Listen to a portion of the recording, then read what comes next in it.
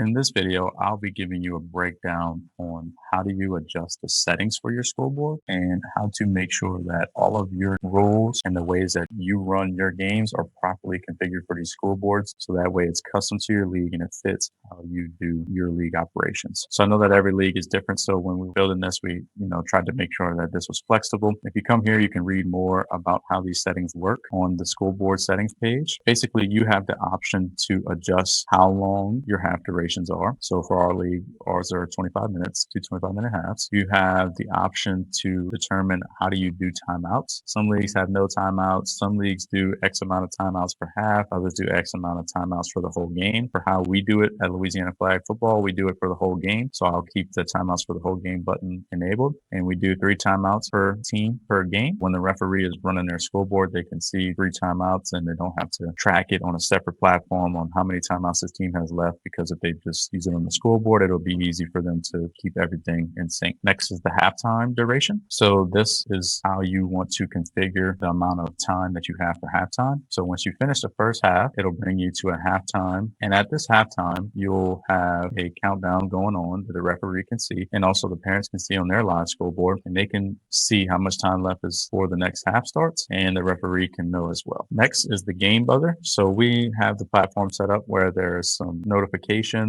some pop-ups, some animations, and also some sounds that play whenever a touchdown happens or whenever a half ends or whenever the game ends. You can choose to turn this off if you'd like. This one is actually a pretty new feature that we just built, and it's pretty cool. Basically, I know some referees, they do a coin toss and they like to make sure that this is getting tracked properly. We do have a feature where there's 3 ways they can do this. One is if you don't want the coin toss or nothing to do with who won the coin toss inside the platform, you can just have this off and it just keeps it more simple. If you want coin toss tracking, so your referees can always keep track of the coin toss and who won and who gets the ball at the second half, etc., there is 2 options here. One is the manual option. Your referee is still going to do the coin toss with the coin in real life. On the scoreboard, they'll be able to put in who won, what the results of the coin toss was, and what happens after the second half. So that way they don't have to remember and they can just do this inside the scoreboard. The next option is the virtual coin toss. So we actually have an animation where the referee can do a coin toss inside the scoreboard. They can have their phone pulled up. They can press the buttons to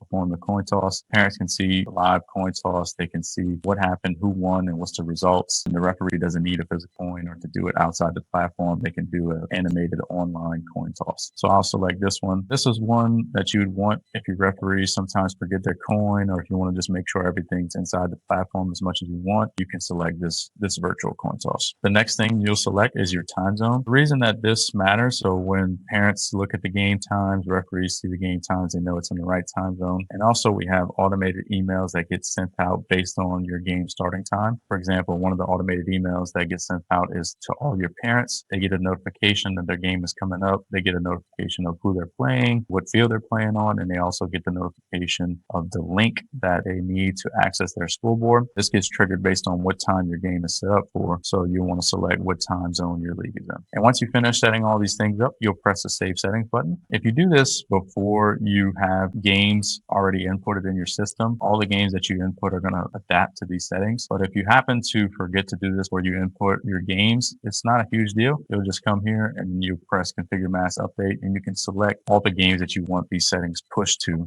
get the settings adjusted for the games that are in the platform. That is the scoreboard settings page, and make sure you come here to get all your information on your league rules and how you run your game days properly configured and set up.